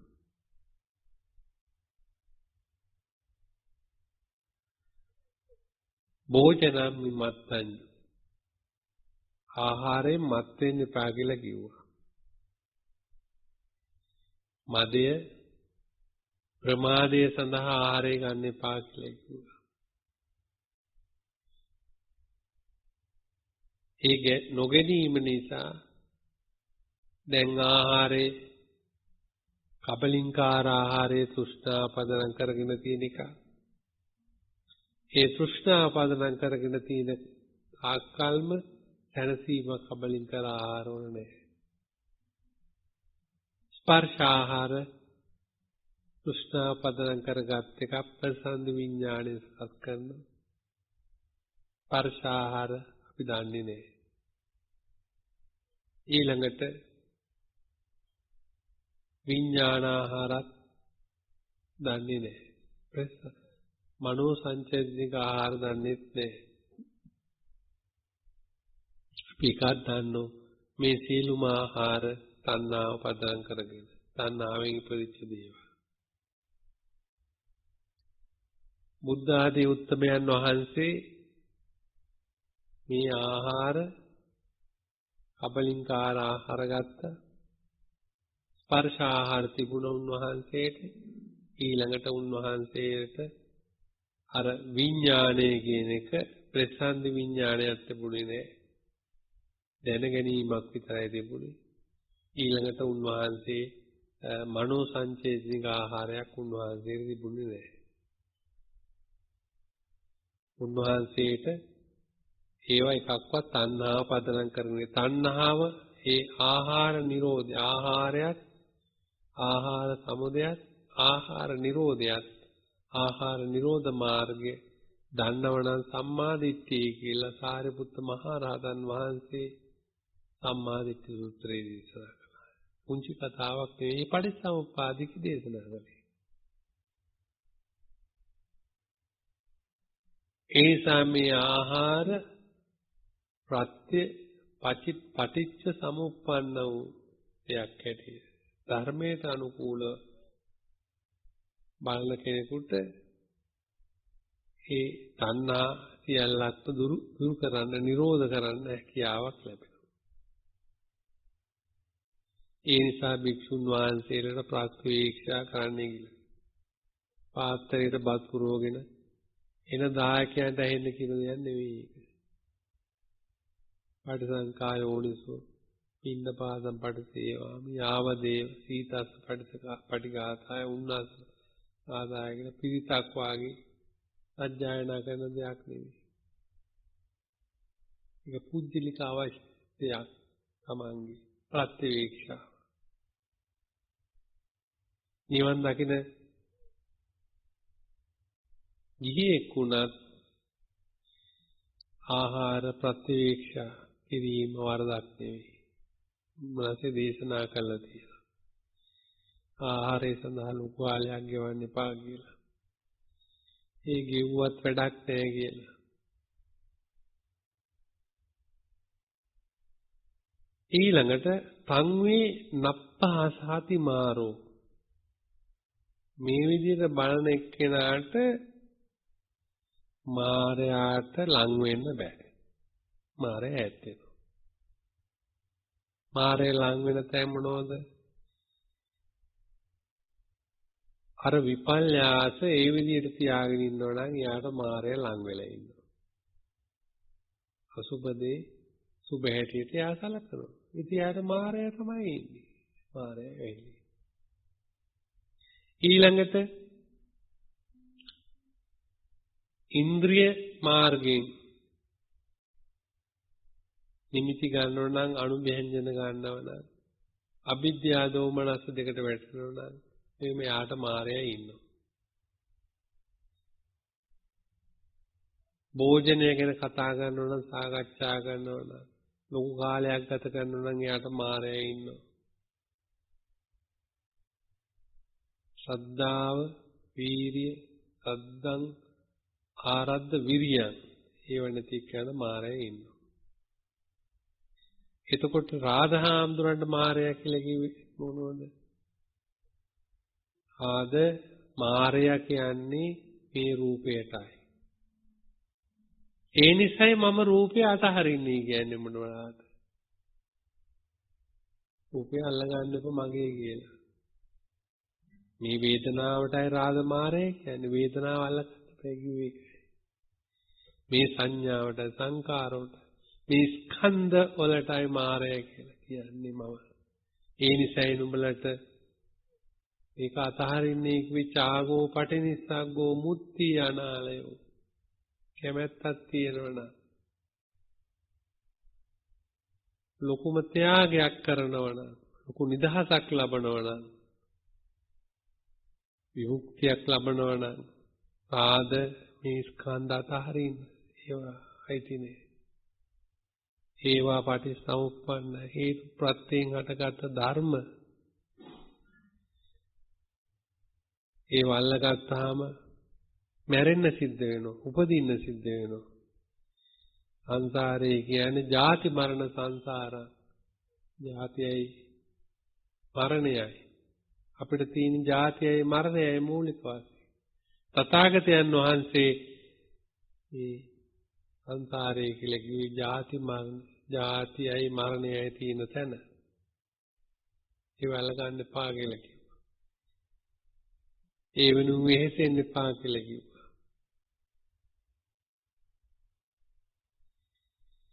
පසු කාලීනව තමයි මායя විකාශනය වුනේ. මූලික වශයෙන් බුදුරජාණන් වහන්සේ දේශනා කළේ මේ ස්කන්ධ කෙනෙක් අල්ලා ගැනීම, උපාදානය කිරීම, තණ්හා ලෙස ආලය කිරීම මායя හැටියට රාධ ස්වාමීන් වහන්සේට රාධ සංයුත්තකේදී දේශනා කළා. ඒ නිවන් දකින්න ප්‍රමාණවත් ස්කන්ධ මාර එහෙම නැත්නම් සත්පුජ්‍යල මාරේ ඕනේ නෑ නිවන් දකින්න. නිවන් දකින්න ප්‍රමාණවත් මේ ස්කන්ධ මාරේ හැටියට සලකන කෙනාට. නිවන් දකින්න ප්‍රමාණවත් බණක් තමයි බුදුරජාණන් වහන්සේ දේශනා කරන්නේ. ඒක ප්‍රමාණවත් නම් ඊට එහා යමක් බැලිය යුතු නෑ. සින්සෝප වනයේදී දේශනා කළේ ඒකයි. ක්ලේශ මාර හරි, ස්කන්ධ මාර, මුත මාර, දේව මාර ඒ තමයි විකාශනය වෙන්න ඕනේ. ඒව දැනගත්තා කියලා වරදක් නෑ. දැනගත යුතු මූලික දේ දැනගන්න ඕන. සත්‍ය පුජ්‍යලේ අපේ ළඟ ඉන්න තාක් කල්ම දේවපුත්ත මාරත් ඉන්නවා. සත්‍ය පුජ්‍යලේ නැති වෙනකොට දේවපුත්ත මාරේ නෑ. ඒකයි බුදුරජාණන් වහන්සේ ස්කන්ධ මාර කියලා කිව්වේ. මේ ස්කන්ධ මාරය හැටියට බලන්න. මේක කවුරු හරි තදින් අල්ලගත්තොත් අල්ලගත් එක්කෙනාට දුක් විඳින්න වෙනවා. ඇයි ඒක ලෙඩ වෙනෝ, කැඩෙනෝ, බිඳෙනෝ, වෙනස් වෙනෝ. ඒ වෙනස් වීම Taman හැටියට සලකනවා. තමා හැටියට සලකනවා. තමාගේ ආත්මය හැටියට සලකනවා. ඒ නිසා තමනුත් ලෙඩ වෙනෝ, අඬනෝ, දොඩනෝ කොම කරනෝ. ඒවෙන් නිදහස් වෙන්නේ කියලා කිව්වා. බුදුරජාණන් වහන්සේට ආමිෂ එතකොට බලාපොරොත්තුවක් නැහැ. නැත්නම් මොකද කියන්නේ යථාර්ථය දන්න මේ අය.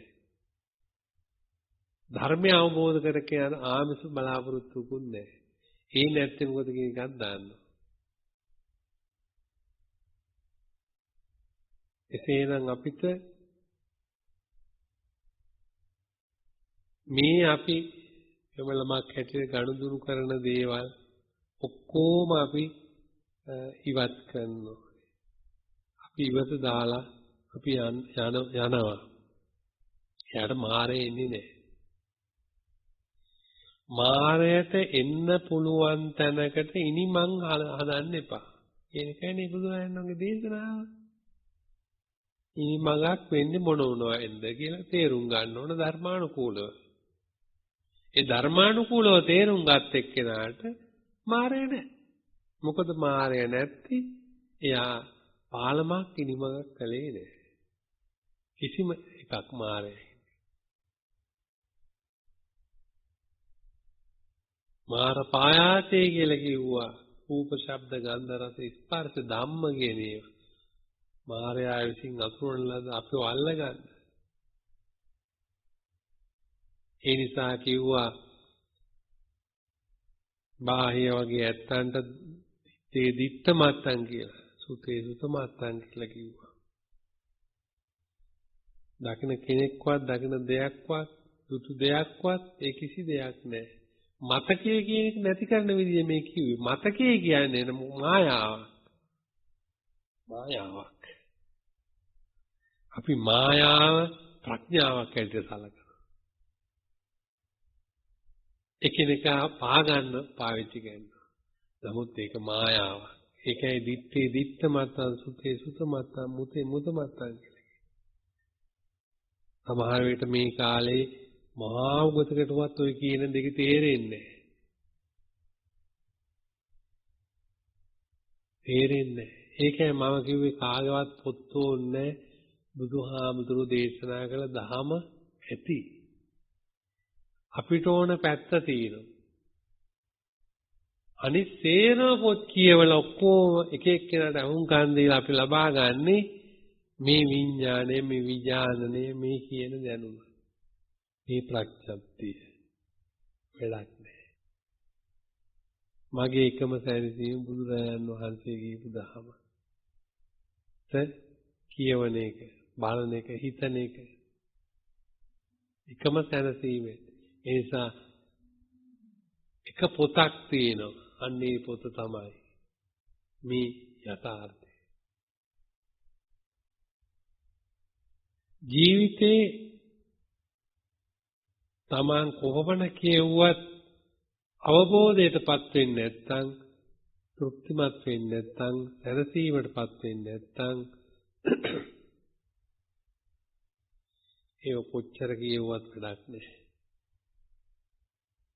අපේ එක දත් කැක්කුමක්වත් නවත්ත ගන්න බැරි නා.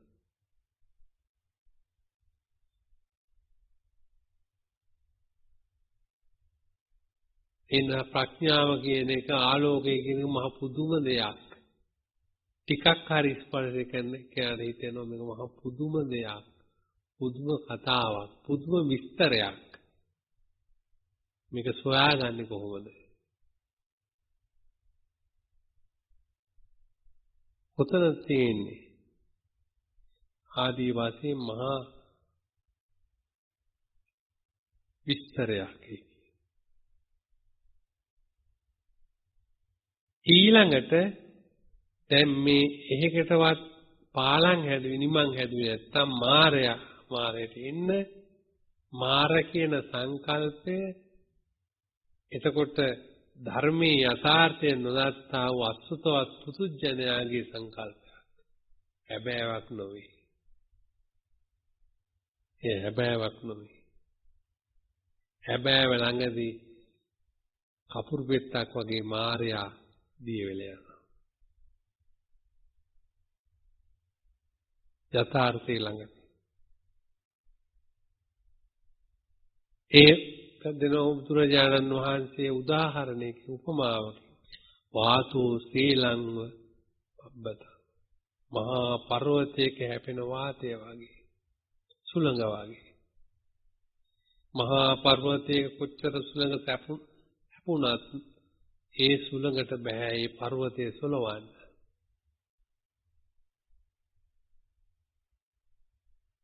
ආලෝකයේ අවබෝධයේ ඉන්න තැනැත්තාගේ ස්වභාවයත් අර මහා පර්වතය වගේ. අනිත් අයට සොලවන්න බෑ. මේක වෙලා බලා බයස ඇත නින්දාත සංසා නෙවෙයි. ඒක ලෝක ධර්මයක්. ලෝක ධර්ම ගැන නෙවෙයි මේ කතා කරන්නේ. යථාර්ථය ගැන. ඒක ගැඹුරුයි. සියුම් එකක්. සමාධියෙන් බැසගත යුතු එකක්. ප්‍රඥාවෙන් අවබෝධ කරගත යුතු එකක්. යෝනිසෝ මනසිකාරයෙන් නැවත නැවත මෙනෙහි කළ යුතු දෙයක්. සම්මර්ෂණය කළ යුතු දෙයක්. ඒ නිසායි මේ භාවනාවේ තියෙන අවබෝධය අපි වැඩි කරගන්න ඕනේ කියලා කිව්වේ. අපේ භාවනාවේ තියෙන අවබෝධය කොපමණ ලොකු සූත්‍රයකින් කොපමණ ලොකු එකක් කළත් දුර්වලයි කියන එක මේ දේශනාවෙන් මේට පැහැදිලි වෙයි. කොච්චර දුර්වලද මේ භාවනාව කියන එක. කොච්චර දුර්වලද මේ දානය කියන එක.